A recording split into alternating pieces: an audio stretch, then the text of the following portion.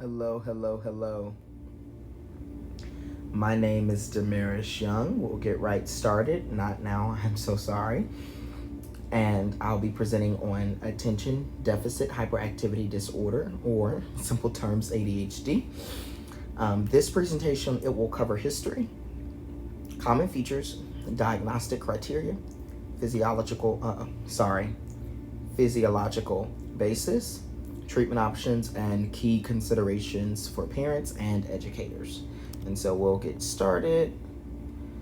So, kind of the overview in history. ADHD's been studied for over a century.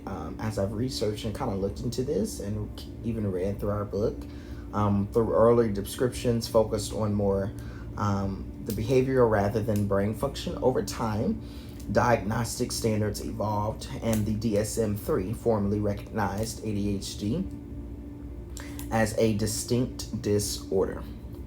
Okay. And so, looking at some stats and features, current research, it shows nearly 10% of children in the U.S. are diagnosed with ADHD, and many continue experiencing symptoms into adulthood. The main features include persistent issues with inattention, hyperactivity, and impulsivity. Okay. And so we'll jump right into the DSM-5 criteria in attention. And so this identifies ADHD based on a persistent pattern of inattention. And so for children, 6 or more symptoms must be present for at least 6 months, such as difficulty paying attention, being forgetful, or struggling to follow through on tasks. And then you have the DSM-5 criteria: hyperactivity, impulsivity, and subtypes. And here you can see that, of course, impulsivity, such as like difficulty staying seated, fidgeting, blurting out answers, or interrupting conversations. ADHD can be diagnosed as an inattentive type, hyperactive impulsive type, or even with those two combined as well. And so this is where it gets very interesting and juicy, right? With the information, brain imaging, it kind of shows that individuals with ADHD, they often have smaller volumes in brain regions, and that are responsible for planning, impulsive control, and motor activity, such as the prefrontal cortex and the basal ganglia. And so that was really interesting to me. And then you have the physiology of the ADHD, the brain chemistry.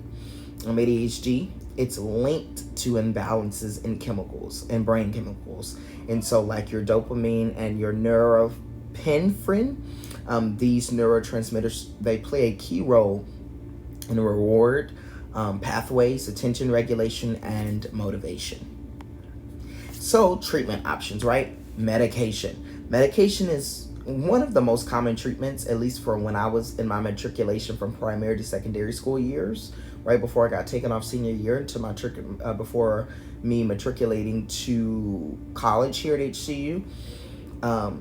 It's really the most common treatments for ADHD. Stimulants like Adderall, which that's what I took, Ritalin. It works by increasing dopamine and norepinephrine activity, while non-stimulants, they provide alternatives for those who cannot really tolerate those kinds of stimulants. Treatment options, the behavioral and lifestyle side of things, right? So behavioral therapy, classroom strategies, and lifestyle changes are just as important as medication. And so exercise, right? Please exercise is something I didn't do. Consistent sleep and structured daily routines. I really just think it's really behavioral and lifestyle that will kind of change ADHD rather than medication. But it will improve functioning and reduce symptoms. That is definitely true. Some considerations for parents. So parents, consistency and positive reinforcement are critical. Punishment is less effective.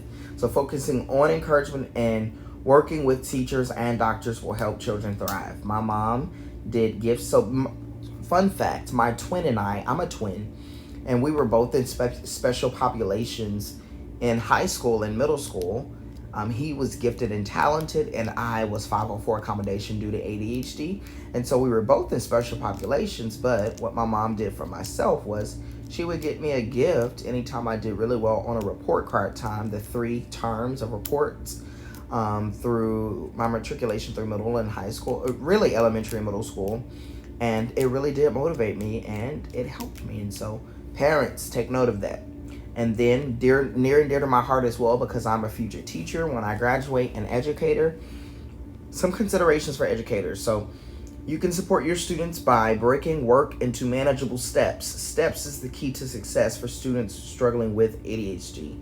Offering extra time on assignments, including active learning strategies that will help students stay engaged. Please, please, please. And so this is something to take a note as well for educators, but also for myself.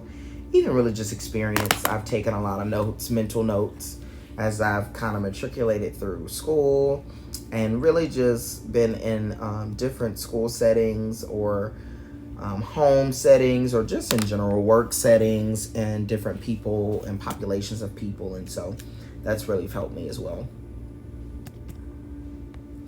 And as we go here, these are some references that I've used. If you want to kind of click around, look around at that, these were really good and helpful, and some data that I pulled from and some information. So feel free to check that out as well.